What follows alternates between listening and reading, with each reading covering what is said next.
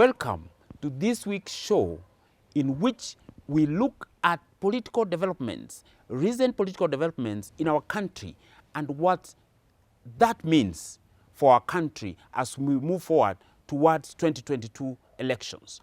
What are the formations? What are the underlying factors? What are the issues which each political player is trying to arrange to ensure in 2022 they are ahead of the pack against their competitors? There is Uhuru Kenyatta trying to forge his own legacy. There is Deputy President William Samoei Ruto, who is also trying to ensure he takes over after the president retires. One of those things we know, in politics, nothing happens for nothing. Everything is planned because of certain goals. We plan because we need these goals. One, since the March handshake of 2018, the president has literally been on the warpath. Once opposition leader Raila Odinga was with him on his side, he decided he's going to work on his legacy. And what did he do? He has tried on a charm offensive to ensure most of the opposition leaders are with him so that he can have the numbers to be able to perform what he feels is in the remaining 2 years. What has he done?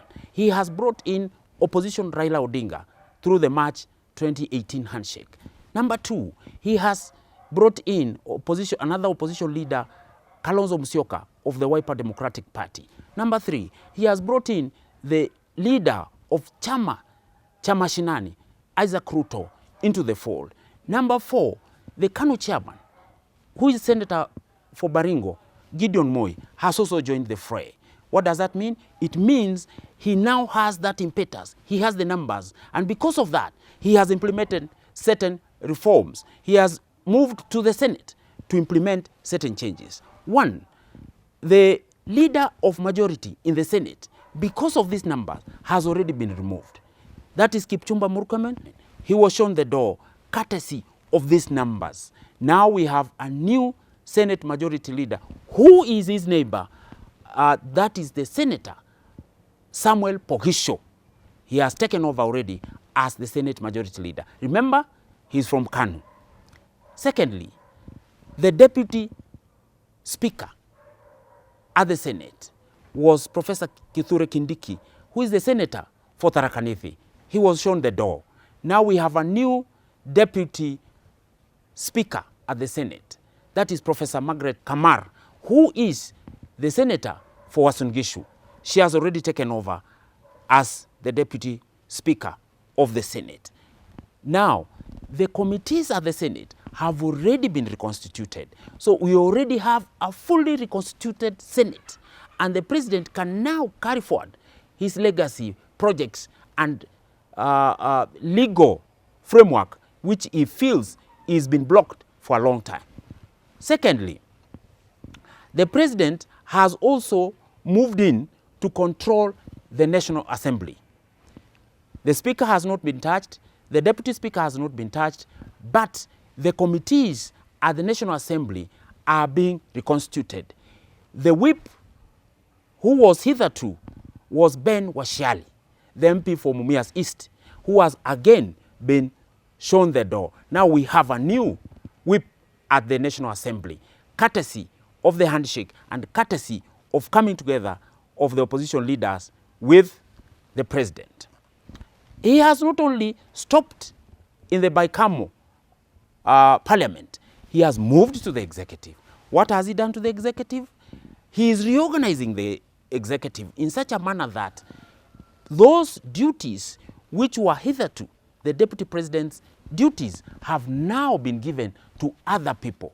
What has he done? One, recently, the senator for Baringo, Gideon Moi, who is also the KANU national chairman, has been sent to Malawi to represent the president and the government on the inauguration of the new president for Malawi. That is Dr. Lazarus Chakwera. Now, that is very important because that has elevated Gideon Moi to the national status. Number two, it is also giving him international presence.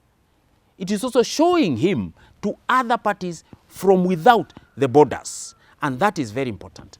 Number two, when the team led by Senator Gideon Moi went to Malawi, it is instructive to note that they were airlifted by the Kenya Air Force jet, which clearly raised his status as a national leader.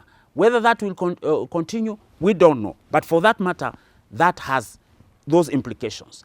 Thirdly, Junet Mohammed, accompanied by Uhuru's uncle, George Moho, represented the president, Uhuru Kenyatta, and Honorable Raila Odinga in Jubaland. And that is also very instructive, apart from the fact that Ababu Namwamba, who is the chief administrative secretary, also represented the president in Burundi in the inauguration of the new president, who is Evariste Ndayishimiye. So that shows that the executive is moving powers away from the deputy president and giving it to other people who the president is comfortable with. Now, we also have another incident which shows that the president met the other day with senior government officials, that is the cabinet, permanent secretaries, chief administrative secretaries, to plan for 2020-2021 budget. Now, it is instructive to note that that meeting did not include the deputy president. Also, it is important to note that deputy president was not invited. Although we all know he is actually officially the deputy president of the Republic of Kenya. But functionally, we can see he has just been left but with nothing but the name. And this does not speak well for his politics, even for his persona. Now, that meeting discussed about projects and the president's legacy projects. And yet, the deputy president was not included in that. What does that mean? It means that once the project starts taking root, the only person who will continue coordinating them is one Dr. Fred Okengo-Matiang'i, because he's the one who chairs and had been appointed earlier via the president's declaration to appoint him to oversee those projects. And those powers, in fact, in law, are the powers of the deputy president. Now, I know, we all know from where we sit, the deputy president is no pushover. Let no one cheat you that the deputy president is a pushover. He is not. He is an orator, he is a mobilizer, and he knows what he is doing. He has also been strategizing recently, and we have seen that he has been meeting key strategists. He is already said to have planned and put together a team of advisors who are crafting strategies to ensure that in 2022, their man will be in State House. Number two, he has also been meeting religious leaders, which is basically the basis. Every other time when we see him tweeting, he's tweeting about that verse or the other verse. He's meeting religious leaders from central, from all parts of the country to strategize on the ground. Number three, he has also appealed to his supporters who, according to him, have been targeted.